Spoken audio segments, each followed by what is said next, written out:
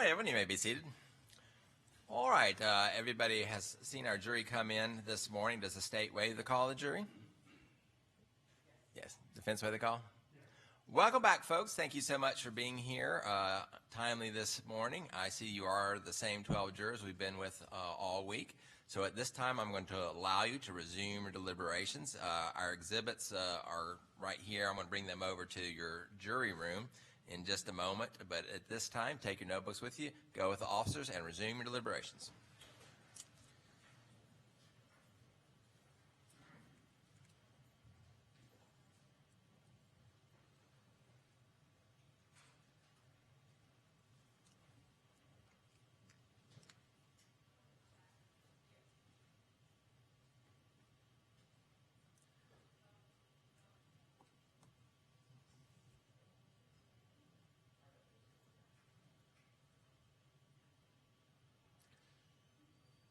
All right, we'll stand in recess till we have a question or verdict. Thank you, everybody.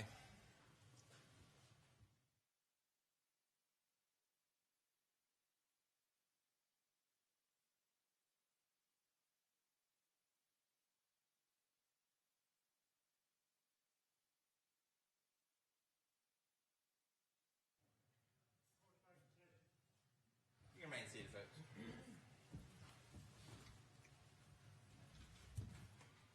You ready, Christy? All right, welcome back, everyone. I've been told the jury has reached a verdict. I have no idea what it is. What we will do is we'll bring the jurors in. Juror number 1 is our foreperson. I'm going to have her switch seats with juror number 3, so she'll be near the microphone to make the announcement. I will have the jurors tender the verdict forms to me. I'm going to review those before they're announced just to make sure they have been completed and signed, and then I'll return those to our foreperson for publication. Now, I just want to prepare everybody.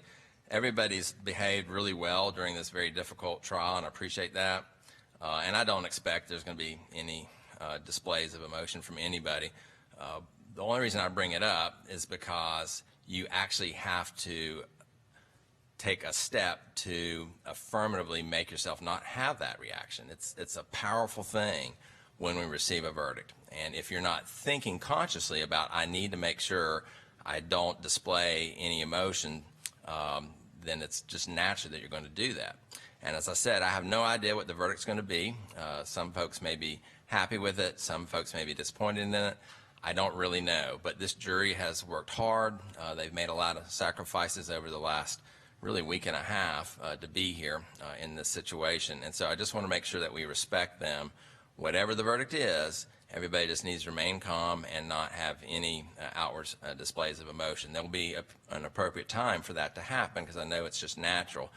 And so everybody's behaved really well. The only reason I bring it up again is just so you prepare yourself because it's an awesome thing to receive a verdict. Is the state ready to receive the verdict? The defense ready? Yes. All right. Please bring our jury in. Folks, please rise for our jury.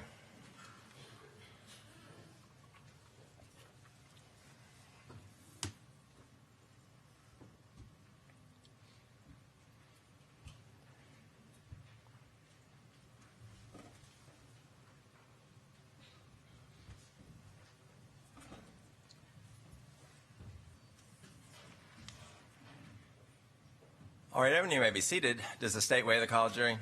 Defense waive the call? Welcome back, folks. Madam Foreperson, I understand the jury has reached a unanimous verdict in all 7 counts. Is that correct? If you please hand the book to Officer Coker, let me take a quick look at that, and then I'll return it to you.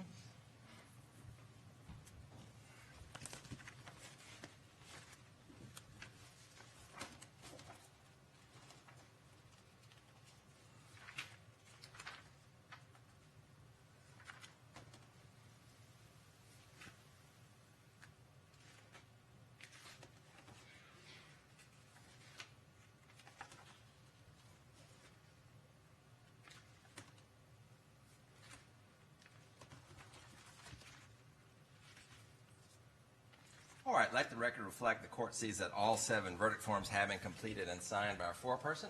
Officer Coker, if you please return that to our foreperson. And Madam Foreperson, I'm going to ask if you please stand up, and I would ask you to take a couple steps to your left so you're near the microphone. And I'm going to have you publish the jury's findings. I'd like you to turn to the verdict form for the first count. And if you please announce your findings by reading the sentence, "We, the jury, find the defendant," and then announce your findings. We, the jury, find the defendant, Joel Michael Guy, guilty of first-degree premeditated murder of Joel Guy Sr. Count number 2, please. We, the jury, find the defendant, Joel Michael Guy, guilty of first-degree premeditated murder of Lisa Guy. Count number 3. We, the jury, find the defendant, Joel Michael Guy, guilty of first-degree felony murder of Lisa Guy. Count number 4. We, the jury, find the defendant, Joel Michael Guy, guilty of first-degree felony murder of Joel Guy Sr. Count number 5. We, the jury, find the defendant, Joel Michael Guy, guilty of felony murder of Lisa Guy. Count number 6. We, the jury, find the defendant, Joel Michael Guy, guilty of abuse of a corpse of Joel Guy Sr. And count number 7. We, the jury, find the defendant, Joel Michael Guy, guilty of abuse of a corpse of Lisa Guy. Thank you, Madam Foreperson. If you please return that to Officer Coker for the record, you may have a seat. Ladies and gentlemen of the jury, if that's your individual verdict as to each count, please signify by raising your right hand. All right, let the record reflect the court sees all 12 hands. Does either side wish any further polling? All right, folks, that concludes your service to this community. In this case, I'm very appreciative of the sacrifices that each one of you have made by being here, really going back to last week. I know this has been a difficult trial for you, but thank you so much for your service to our community and for making our constitutions work. I have one bit of legal issues I have to address with the attorneys, but I would like to thank each of you with a certificate of appreciation for your service. So if you don't mind waiting for me for just a couple more minutes, at this time you are discharged. Please go with the officers. I'll see you in the jury room.